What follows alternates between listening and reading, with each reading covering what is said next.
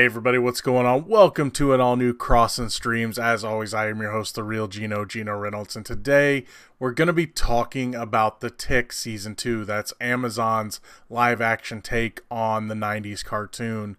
If you watch my other review, which I will put a link in the description below for, you'll know that I loved Season 1, and it was in two different parts. They did two half seasons, and it, for me, as a fan of The Tick in the 90s, it was fantastic. There are some minor changes in this season, and I will talk about those in a second. But first, where we left off, The Tick and Arthur took out the Terror in Season 1, and he's off to prison. And they do tease that he may return later, that he's going to be, they're talking about thawing him out for trial.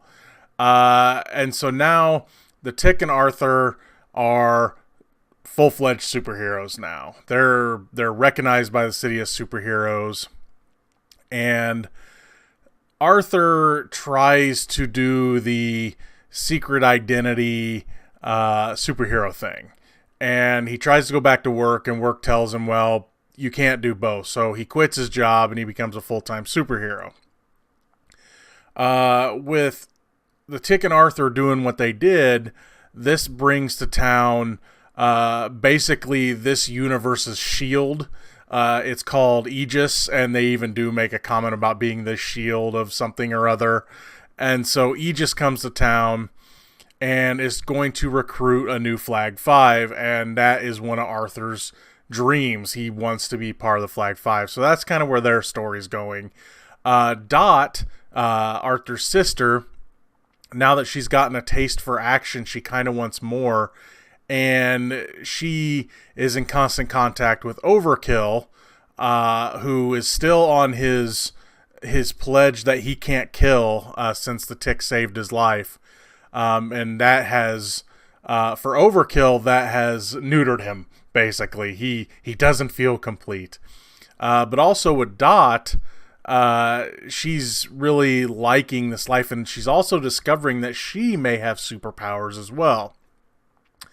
Superion, after being kind of a failure in the first season, he is paying a little bit too much close attention to social media. Anytime he sees a thumbs down, it's like people don't love me anymore, and he's taking it really hard. In a way, he reminded me of a sillier version of Dr. Manhattan, just in a way, especially one scene where he doesn't go to Mars, but he does leave the planet. And it's just him kind of contemplating life. And they do really, with his character, they also mimic some things with Superman in this one, especially the original Superman movie.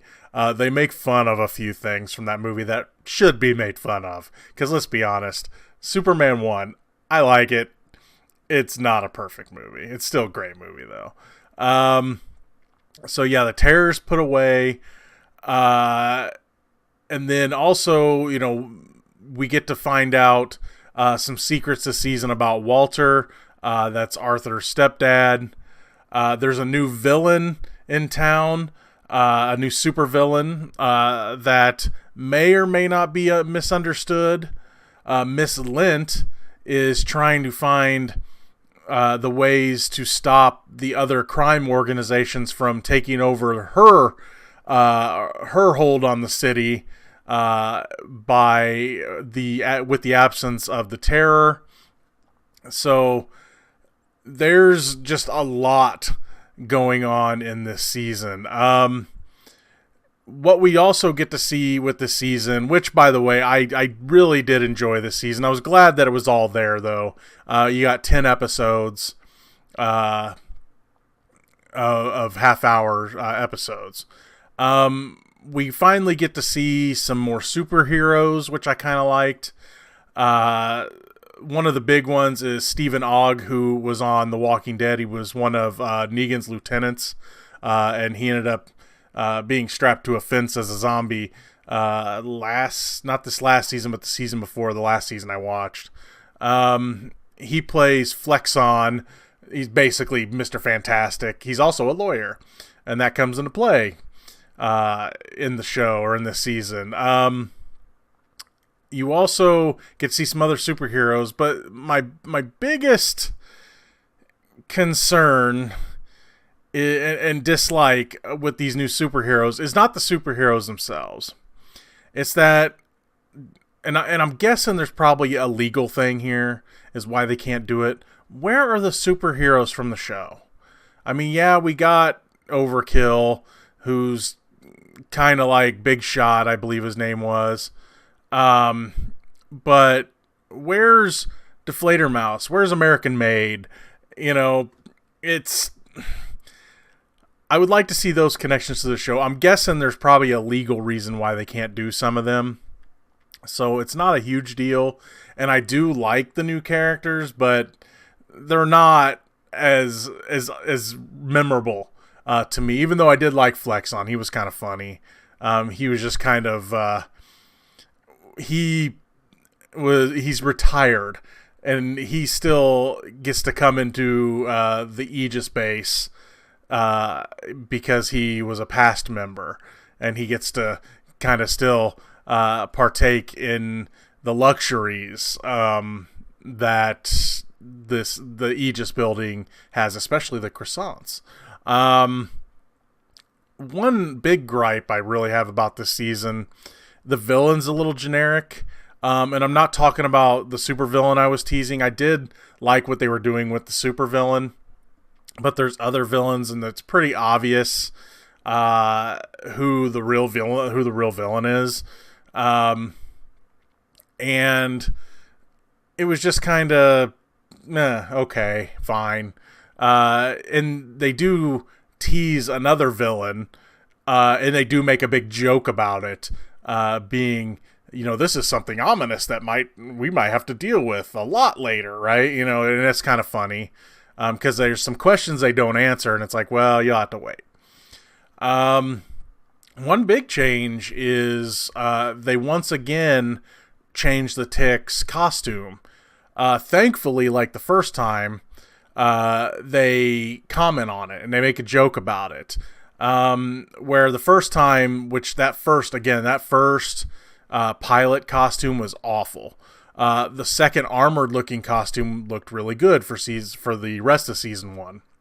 And they made a joke about it. It's like, have you changed? He's like, have you changed? Or whatever it was. He's like, he didn't, he just kind of said, nah, nothing's wrong. This time, though, and I'm willing to bet it's probably because the costume might be more comfortable for Peter Serafinowicz to wear. I imagine the armored one's kind of bulky, and this one just seems more like a superhero costume you'd see like Superman or Batman wear in the movies. It looks a lot more flexible. He can move better in it. But they have the plates of the armor falling off like he's evolving, and he's like, oh, there's another one, and they throw it out, So yeah, this season it's honestly a lot more the same. There's the same meta type humor, just the same silly look at superhero shows and movies. Again, the villain's a little weak, but all in all, I mean, we get a lot of character development for our characters. I mean, Danger Boat, who kind of has a thing for Arthur, finally tells him.